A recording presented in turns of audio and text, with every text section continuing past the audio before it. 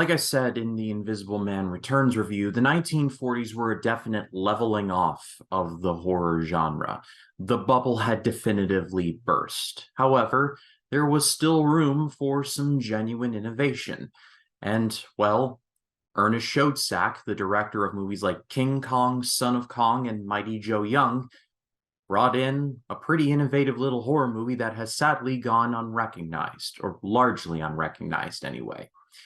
Dr. Cyclops, one of the first horror movies to be shown in full color. Now, before I go any further, I just want to say that this movie is one of the first color horror movies. It is not the first. Dr. X and Mystery of the Wax Museum got there first with a 2-color palette system, but Dr. Cyclops used a 3-color palette system, basically the modern, about as close to our modern color system as what we have today. This movie basically walked so a lot of other movies could run from a technical standpoint. Like I mentioned, this was directed by Ernest Schoedsack, the director of King Kong, Son of Kong, and Mighty Joe Young.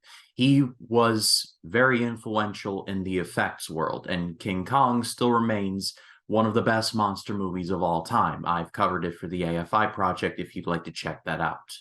It tells the story of a scientist in the Peruvian jungle who is trying to shrink all of humanity because he feels as if humanity is having too much of an adverse effect on the earth and the environment, and feels that shrinking people down would cause a less carbon footprint, if you will. Wow, this movie was kind of ahead of its time. But as it turns out, shrinking people down is pretty evil. And so, in the course of this, he shrinks down a team of American scientists and keeps them prisoner, while the prisoners try and figure a way out of this while being about yay big. Because this is a Schoedsack joint, the technical side of things is near flawless in this movie. I still don't quite know how Schoedsack and his team were able to pull off making these people look miniature, especially with computers and CGI not even being a thought, let alone a thing. It's genuinely impressive to see all the wizardry on screen. It really is. There's a crazy scene in which the doctor smothers one of the prisoners with a Q-tip. A Q-tip. I'll never look at a Q-tip the same way ever again, because he takes the Q-tip and he puts it on the dude's face, and you're thinking, oh, that won't hurt. But then you realize, oh, the dude is like this big. And so that's literally like the ending scene of One Flew Over the Cuckoo's Nest.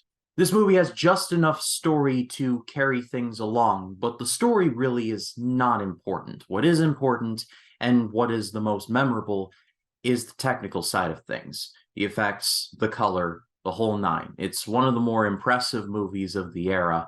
It's severely underrated. I feel a little sad that people don't really talk about it nowadays, because it deserves more love, especially from Ernest Schoedsack, like from the fact that he directed it, the guy who did King Kong, Son of Kong, and Mighty Joe Young.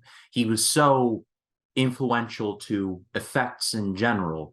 Like, he walked so guys like Stan Winston, Rick Baker could run. Definitely hunt this movie down and definitely watch it.